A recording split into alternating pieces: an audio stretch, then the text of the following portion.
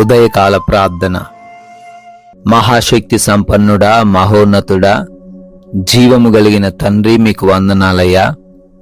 నిన్నటి రాత్రి అంతను కూడా తండ్రి, మా అందరి గృహముల చుట్టూ మీ కంచె దయచేసి మాకు మంచి నిద్ర అనుగ్రహించారు. మీ రెక్కల చాటున మమ్మల్ని భద్రపరిచారు. వందనాలు తండ్రి.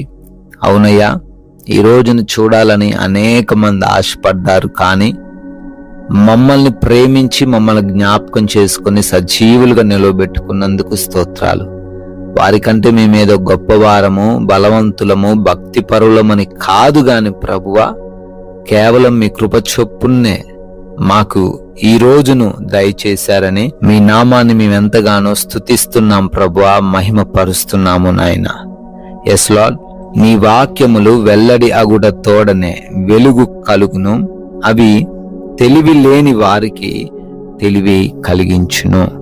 కీర్తనల గ్రంథము 119వ అధ్యాయము 130వ వచనము. అవునయ్యా, ఈ రోజున తండ్రి ఎంతో మంది నీ వాక్యము అనే వెలుగు లేక చీకటిలోనే జీవిస్తూ ఉన్నారు తండ్రి. జీవితం అంటే అర్థము కాని పరిస్థితుల్లో, కుటుంబాన్ని ఎలా నడిపించుకోవాలో తెలియని పరిస్థితుల్లో, ఆర్థిక పరమైన కష్టాల నుంచి ఎలా బయటపడాలో అర్థము కాక చీకటిలోనే మగ్గిపోతూ తెలివి లేని వారిగా ఉంటూ అపవాదికి చిక్కుబడి ఉన్నారు నాయన. అయ్యా, మీ యొక్క వాక్యము అనే వెలుగును వారి పైన తండ్రి మీరు ప్రకాశింప చేయండి.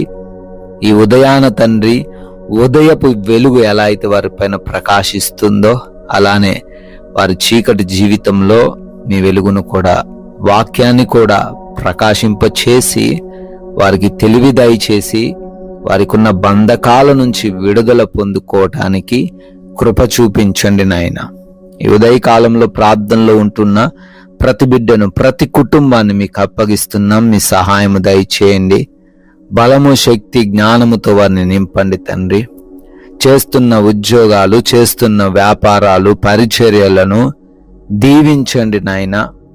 ఎవ్వరికి తండ్రి వారు తగ్గిపోకుండా, తీసిపోకుండా ప్రతి విషయంలో నూరంతలుగా ఫలిస్తూ అయా ఘనముగా అభివృద్ధి చెందే సహాయము దయచేయండి నాయన.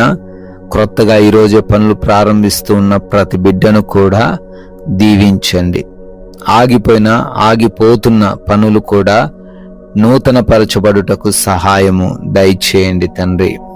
అయ్యా, ప్రయాణాలను అప్పగిస్తున్నాం. క్షేమముగా, సురక్షితముగా వెళ్ళి